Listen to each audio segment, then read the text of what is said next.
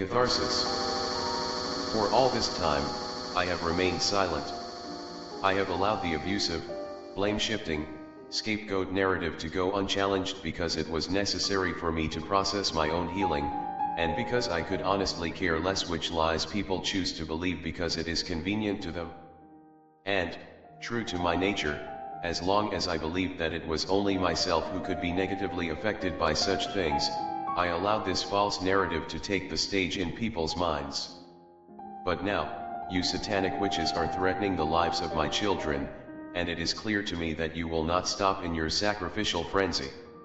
Now, it is the threefold flame of holy truth, divine love, and universal honor of the phoenix dragon which you have summoned to cast a blinding light upon your wicked deeds of darkness. There was a time when I had spent several years traveling from stage to stage, from barroom to barroom, from San Francisco to Denver, to Las Vegas to Portland, with my guitar in one hand and a bottle of Jim Beam in the other. It was the life that I had always believed I'd wanted, but, instead, I found it to be, as Solomon said, only vanity. And I had become lost to myself and without direction in my life because I had become so disillusioned with my dreams. And so I said, yes, when the opportunity presented itself to me that I could be a father and build a solid foundation for my future on the cornerstone of family. Yet, the future is unknown to us all, and, so the poet once said, the best laid plans of mice and men oft are gone astray. From 2008 to 2016, however, I gave my best and never once faltered in my devotion to the family for which I had once so desperately prayed. I have been the one who can take every level of abuse and make comforting excuses to myself that it is worth it, that love and long-suffering will bear its fruit if it is only given time. My alcoholic and suicidal mother's emotional abuse of me from the time of early childhood had trained me in this way, to eradicate the validation of my own needs in substitution for hers, and so, as a naturally born sensitive empathetic person, I developed the emotional tenacity of a battle-worn Sherman tank in my need to survive. The kernel of the seed had been buried so deep inside me that it was even unknown to me for a very long time, and so I remained as devout and loyal to the mother of my children, and her abuses of me, as I had been to my very own mother.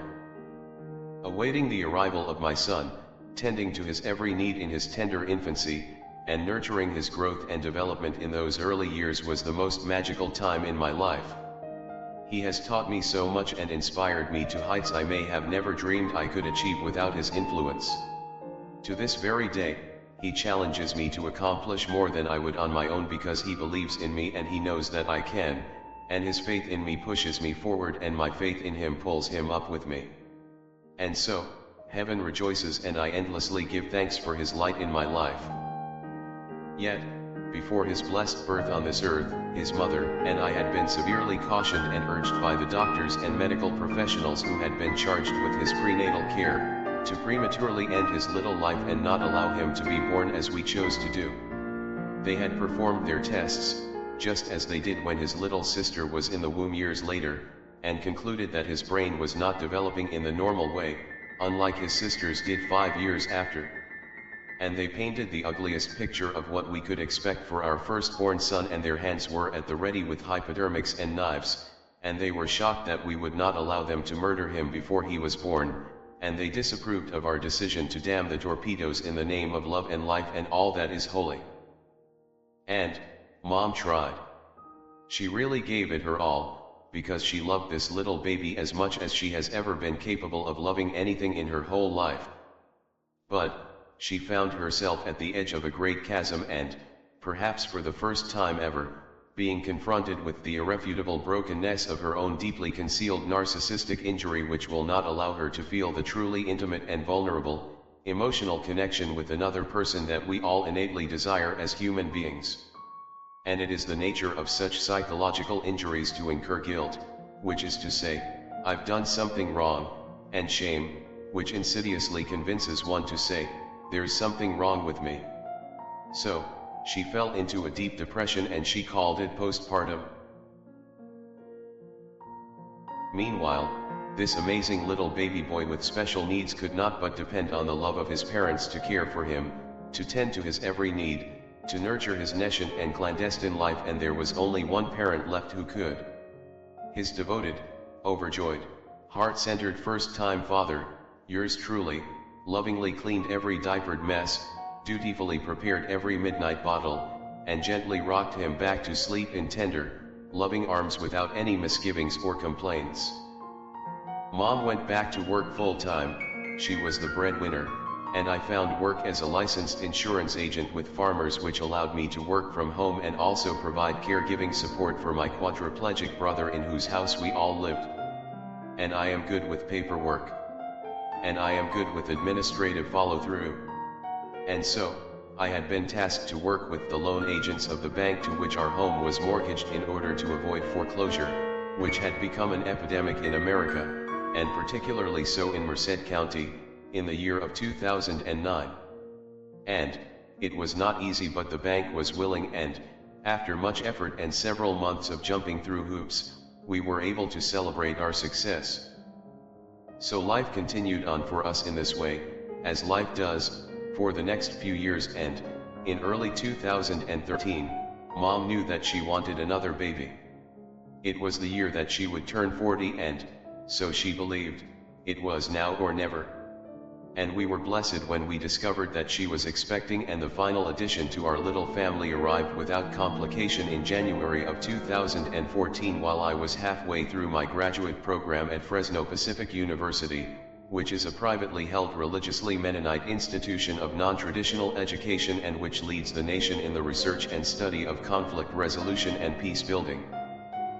I believe that Mom considered this as her second chance to bond and connect with the precious little one that she had so caringly carried in her womb to full term. Indeed, as her final chance, because she had made the decision to follow up the baby's delivery with a tubal ligation procedure, which was to be performed while she was still laid out on the doctor's table. And, again, the poet's words rang out upon our days, for the best laid plans of mice and women oft are gone astray. And, she was confronted once again with the brokenness of the narcissistic wound inside her, which a secret and overwhelming sense of guilt and shame has never let her fully admit to herself. Then she was back to work once again, within a matter of days of recovering from the double whammy procedures of a cesarean section birth and tubal ligation surgery. It truly was amazing. And, there was the overjoyed, heart-centered, devoted, caring father once again tending to every human need of this precious newborn baby girl, without any misgivings or complaints, juggling the special needs of his incredible young boy, the supportive caregiving needs of his quadriplegic older brother, the academic demands of a graduate school program, and the administrative duties of an independent health and life insurance broker. Now, it seems that history repeats itself as it is wont to do, and by 2015 I had been tasked once again to work with the loan agents at the bank to which our home had been mortgaged in order to negotiate and secure an agreement that would refinance the terms of our current loan and so avoid the threat of yet another foreclosure. Having been put through the rigors of pulling off this tedious objective once before and, as such, reaching a satisfying success for the health, happiness, and well-being of my family and our household, I readily rolled up my sleeves and began the work that I had been asked to do. One thing that I had learned from my previous experience in this endeavor, and others will concur, is that the loan officers who are working on behalf of the bank are also calculating the commodity of time, in addition to dollars, as part of the deal. So, it would be an errant case of judgment to expect any resolution could occur in under 6 months. And especially so when you consider that it took closer to 8 months to complete our previously successful attempt. It's just a matter of process, and the bank is holding all the cards, and it was my job to stay in diligent communication with the loan officer with whom I had been working and to provide him forthrightly with whatsoever documentation and in whichever format he may request that day. And so I did. And, it was all under complete transparency, because my name was not on the loan and I could only act as an agent on behalf of the loan holder, namely my brother, and could only ever be limited to performing actions that had been authorized, and could always have been removed from the duty at any time should the loan holder, my brother, choose to do so, and there was no possibility of shenanigans, and no shenanigans ever occurred where the financing of the loan for the mortgage of our home was concerned. Just for the record, I can say with the utmost certainty that I have never shared a close, intimate, vulnerable, emotional connection with the mother of my children. There remains no question in my mind, as I reflect on the stories that she's shared with me of her absent father and unpredictable mother in her childhood, of how she was mostly raised by her maternal grandmother due to the instability of her own parents, and how she relished in the aloofness of her younger days, preferring to spend her stepfather's money and live it up in the Bahamas than stay in the stable home her mother had finally managed to provide for her, that she had suffered a narcissistic injury around abandonment at a very early age, and that it had only been reinforced over and over again throughout her childhood. So, it is honestly no wonder at all that she is incapable of forming a true intimate bond, and not a trauma bond, with another human being, to anyone who understands this type of personality disorder. But, true to form, it is impossible for her herself to actually connect and identify with the experience that fits the definition of this textbook narcissistic dysfunction and its underlying psychological injury, because it would force her to confront the concealed and overwhelming feelings of guilt and shame. I've done something wrong, there's something wrong with me, with which she is literally ill-equipped emotionally to be able to admit to and cope with. For those with eyes to see, it is as plain as the day outside. But, it would be like expecting a person who has been blind from birth to be able to acknowledge the color of your shoes. It is simply a limitation of perception. And so, we can perceive that the blind person cannot perceive the color of our shoes, and we adjust our expectations, or we are the fool to expect them to do what we know they are incapable of doing. This is how I have learned to relate to all the narcissistic women in my family and in my past relationships. I've learned, after several years in practice of healing the emotional wounds and scarring from past abuse, and suffering many of my own excruciating ego deaths along the way, I call it hurting in reverse, the pain of healing, which is the book I'm writing. At a certain point I had to see the role that I was playing in all of these relationships with narcissistic women throughout my life and begin taking responsibility if I wanted to experience a change. The way I look at it, you can't pass the final exam on the first day of class. People always say that hindsight is 20/20, and I say it should be, because hopefully you've learned something from the experience, and that's the gem that you will carry with you for the rest of your life. But, who gets to the end of the final exam and then says, "Man, hindsight is 20/20. If I only knew then what I know now, I could have aced that test on the first day." So, it used to be that I didn't understand that I was in a relationship with a blind person. 2 reasons. First, because I had no concept that such an affliction ever existed, using blindness as a metaphor for narcissism, and so I had never even conceived to imagine how one operates within these limitations of perception. It has taken quite a bit of study and some serious shadow work of empathizing with my past abusers in order for me to come to grips with the fact that I had been unconsciously expecting a blind person to see what they could not, and so falling victim to my own misplaced expectations. Second, because she's good at faking it. They all are, it's part of the dysfunction. It's necessary for narcissistic personality types to lie to themselves because, even though they are lacking the ability to ever admit it to themselves, they must prop up the fake self at all costs. Understanding this part is the only thing that has helped me to understand the next part.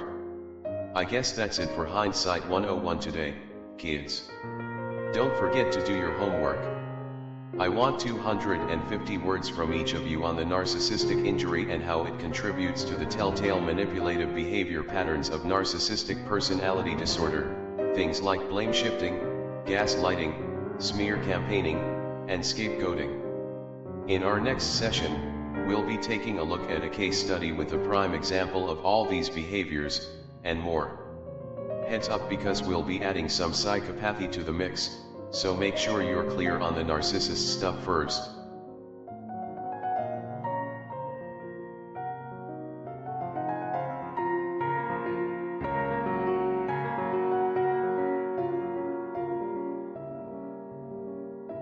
My